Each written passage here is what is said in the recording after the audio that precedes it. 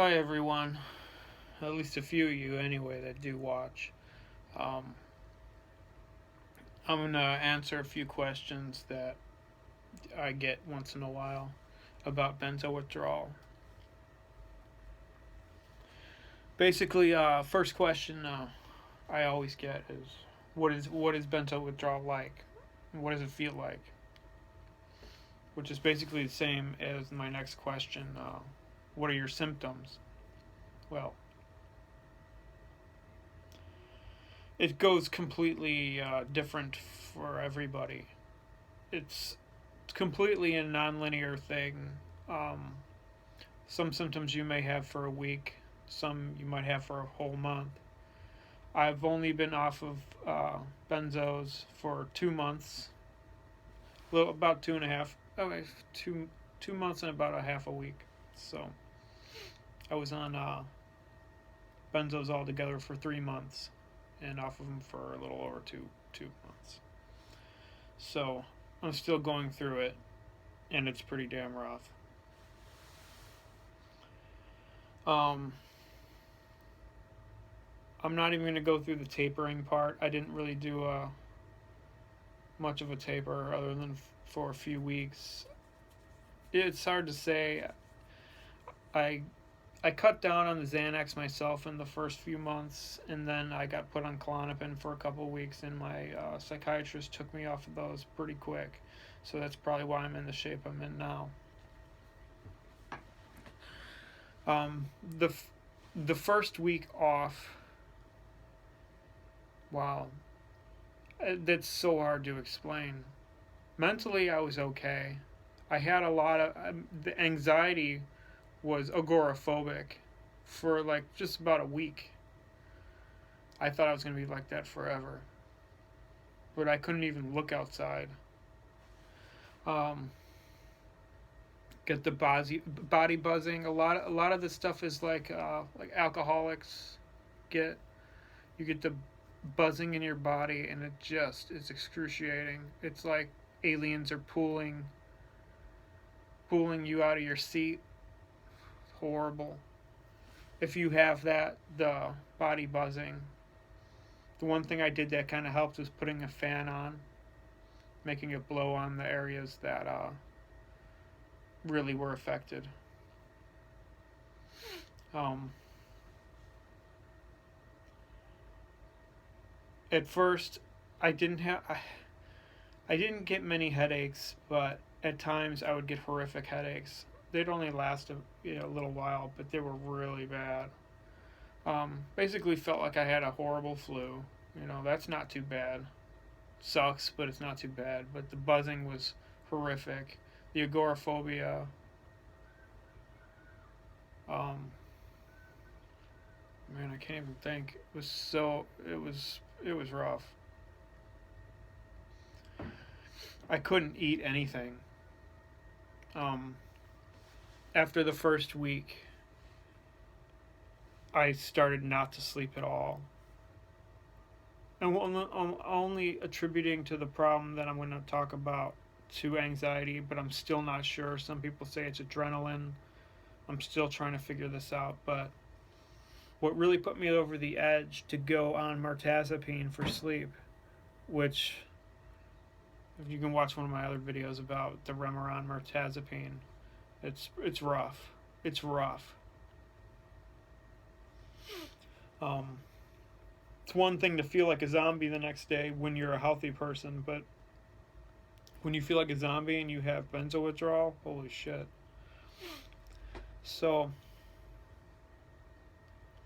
what happens when I'm about to fall asleep?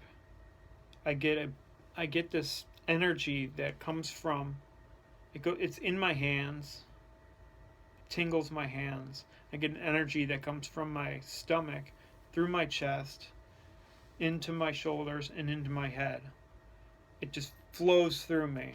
Every time I'm about to nod off to sleep, wakes me right up. So I'm not having an issue with about falling asleep. It's the issue of once I'm about there, my body sends out a message that says, no, you can't sleep, something's wrong. And I still don't get it. If it wasn't for that, I think my insomnia wouldn't be so bad. So I'm really hoping that fades away. After the first month, the second month it started fading a little bit. I was starting to feel a little better,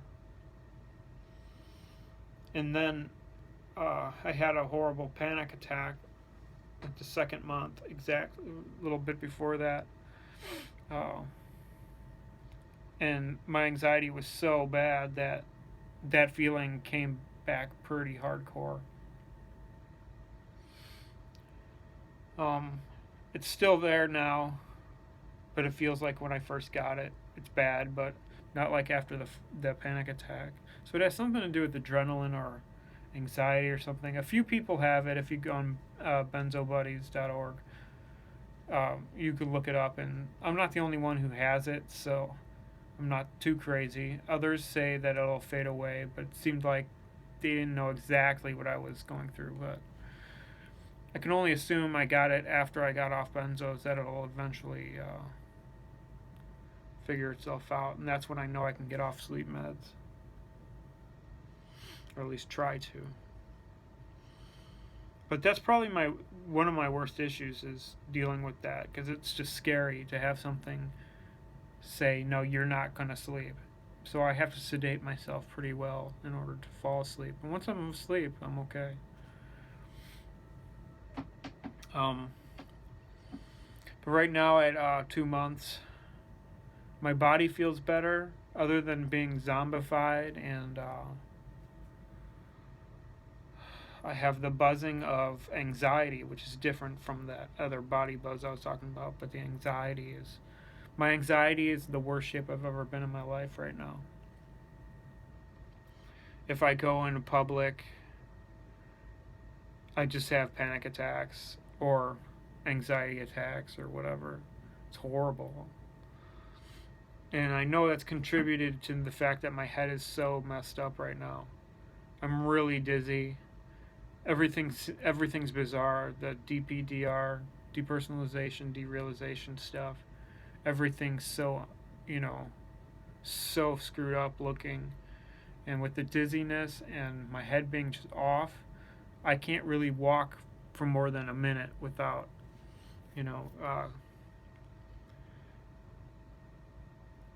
getting nervous. It's hard. It is absolutely the hardest thing I've ever been through. And when people say I wouldn't wish something on their worst enemy, well, I wouldn't wish this on my worst enemy. I wouldn't. Horrible. I'm glad that my body feels better. So, it gets worse once in a while. I go through my waves and stuff, but the head thing's sticking around. It's been around. It's gotten progressively worse for a few weeks. Even doing this video, I'm getting dizzy, and I still can't help to be nervous and have anxiety about it. I'm really trying to distract myself, which, works, but you're constantly trying to do something all day, and there's only so much time in a day. I work from home, but there's a lot of work that I should be doing outside my home that I can't do right now. So I'm getting help for that, which is good. But I'm pretty much stuck at home right now. Sucks. But I do things like this, and I keep busy as much as I can. I try to walk around a little bit outside every day. It's not much, but a little bit. I'm still having heart issues because of the withdrawal. My heart issues is one of the main events was I went for a while. I was actually going to my gym at my apartment and exercising about 5 days a week, but only for about 15 minutes, and I was only doing a sit-down bicycle, so nothing major. Well, one time I know my heart rate's really fast normally. I mean, when I'm sitting down, it's slowing. It's slower now, but if I'm standing or I'm doing any kind of exercise, it just shoots up. It's like there's no cap on my heart rate anymore. So it's like one time I was doing it, it just kept on going 140, 150, 160, 170. I stopped, and it kept on going 180, 190, 200. I freaked out. That was probably my first panic attack I've really ever had, and ever since then, it's been rough. Luckily there was a guy in there. I told him what was going on. He didn't seem to care at first. until I really said I might be having a heart attack. I've never seen my heart rate go over 200 when I was only on level 1 barely moving a bike. So, obviously there's something going on. People always say not to exercise. Now I see why. Not unless you're really ready, and my heart's not ready. But I did go to the doctor, and I got an echo test, which I'm getting the test back November 3rd. So we'll see. I'll update you on that. Got an echo test and some blood work. I imagine levels are going to be high for things. I don't want to go on medicine for everything, but I might have to for my heart, which I cried about yesterday. I really don't want to go on meds for my heart, but I'm probably going to have to so I can at least walk. Because I can't walk without my heart rate going to 150, and even over that a lot. So I have to keep watch on my heart rate, and that sucks. So I might need something to at least control it for a while. I seriously never expected all this. It's unreal. I could see why people stay on benzos for life if they tried once. Ugh, unreal. I would never wish this on anyone. I'm just going to have to tolerate it because it's been over 2 months and there's no way I'm going to go back on it now because I'll be sicker. So I'm kind of fucked into just dealing with it. Anyway. So my head being completely screwed up and my heart being completely off. I do get tingly feet and tingly hands, but that's the least of my worries. My memory's completely bad. That's the least of my worries too. I just need to get my head back in order so I can start going back out.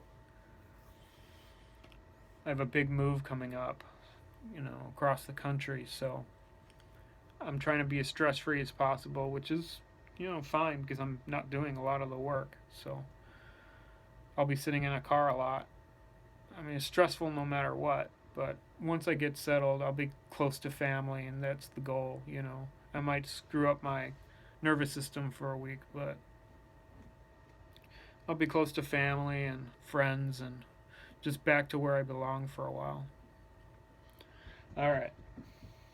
I'm sure I missed a lot. Like, I forgot about the, I was talking about having no appetite whatsoever. I mean, luckily for mirtazapine, that's the thing that keeps me hungry. But I'm nauseous 24/7. Peppermint tea works pretty well for that. But being like you're going to throw up all the time, luckily I'm not. It's a sucky feeling. So somebody asked me, so how long does the withdrawal last? Again, the non-linear fashion of benzo withdrawal. Gotta love it. I have no idea. Nobody knows. It's different for everybody. Some people, if I was on this stuff for 15 years, I would say probably 2 or 3 years of this crap. And still, you're going to deal with it after that. But you'll be better. You'll be good enough to live your life. But, I mean, this is way different than antidepressants. You wean off of those and, months later, you're good. You're good to go. Opiates, you wean off of it or go off of it, however. And next thing you know, you're good to go. Heroin, junkie, go in the hospital, have that major flu, be really sick. A couple weeks later, yeah, you're sick, but you're good to go. Benzo withdrawal? No. Years. Years of being sick as can be. So think about that. If your doctor prescribes you that, don't take it every day. Don't take it every day.